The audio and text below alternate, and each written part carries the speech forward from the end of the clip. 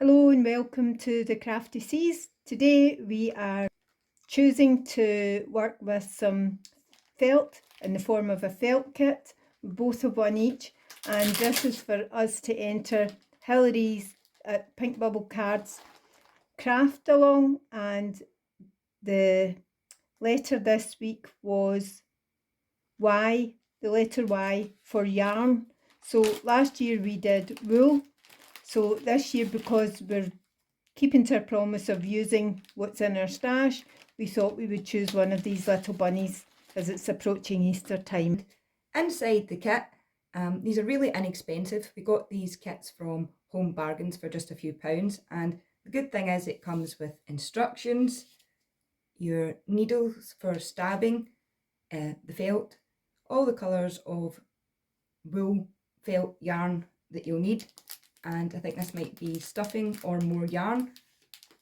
So we're going to unpack this, have a look at the instructions and get started, and you can follow along and at the end see how different our two little bunnies look like from the packet and from each other. So that's a good idea. Two crafters, the same stash.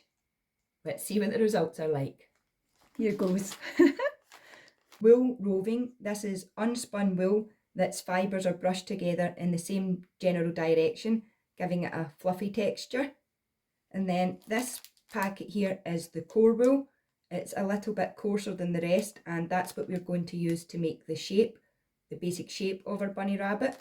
Then we have our felting needles, and we've tried felting in the past. We made a Christmas decoration one year, and these, I can assure you, are very sharp needles, so just be careful. The last time we tried, I remember ending up with quite a fat thumb because it pricked it a few times with the felting needle. And this is the felting mat, which we're going to use for creating our felted animal. So the first thing that, according to the instructions, we do is use the core wool to form the basic shape of the rabbit. So wish us luck and let's get crafting.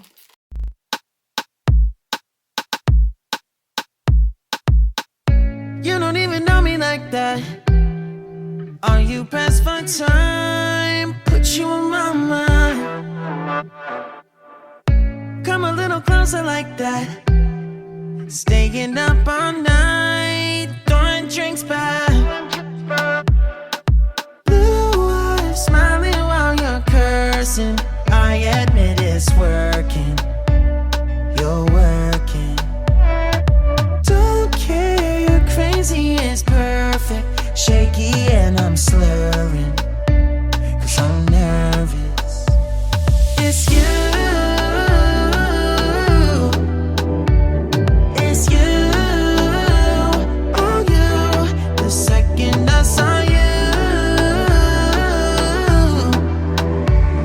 I'm nervous that it's you.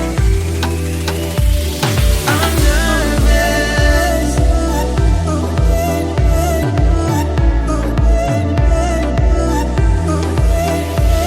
I'm nervous. I'm nervous that it's you. Now we don't wanna go back, blurring all the lines. We kept working on the wool ball, turning it and repeatedly pricking it with the felting needle until you start to form a shape. So it takes a little bit of patience and a lot of pricking to get your shape to come together. You know that it's working. You're working. Don't care, you're crazy, it's perfect. Shaky and I'm slurring, 'cause I'm nervous.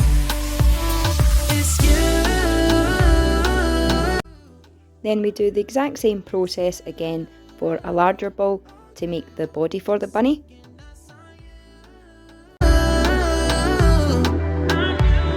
I'm nervous that it's you. I'm nervous.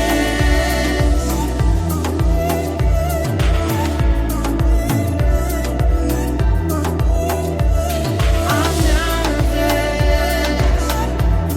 Once you've got your basic shapes, next you take the roving wool and you cover your shape with that and repeat the same process of pricking the ball and the wool until it felts and mats together.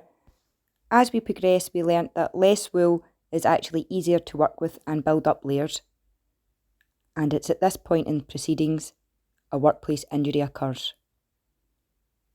These needles are super sharp, and as you can see, a moment of lapsed concentration and we have an injury. This is the progress that we have on the body so far. So this is my one. Now I've managed to injure myself at least twice in the process. Mine isn't quite as dark yet, but so far I haven't pricked my finger.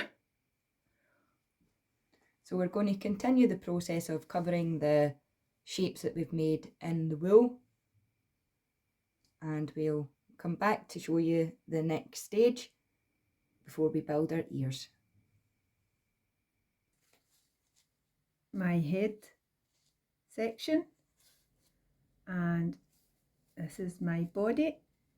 A way to go yet on that. Looks a bit like a maggot. Yeah, it's so far our parts are not resembling a bunny rabbit, but we're following along the instructions. It told you to make the head and body separate. Although if I were to make this again, I'd probably mould a rough bunny shape first and then felt over it.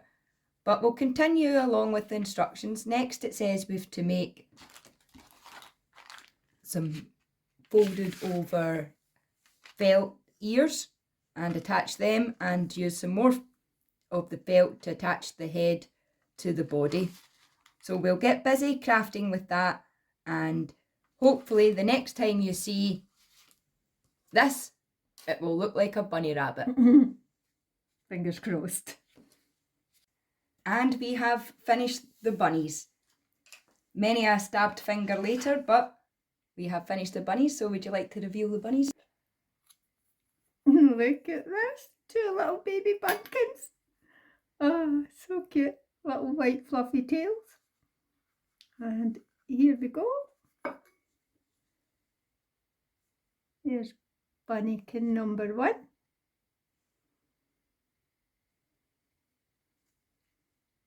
Super cute little bunny.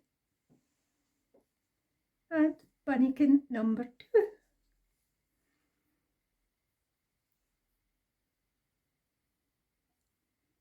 And I made this one here, and you can let us know in the comment section below. Do you think it looks like a dog? I feel it looks more like a dog than a bunny. And this one is my mum. 2 makes for pink bubble cards, Y for yarn, and we had a pleasant afternoon crafting away. Although needle felting as a craft is definitely something that we had different experiences of.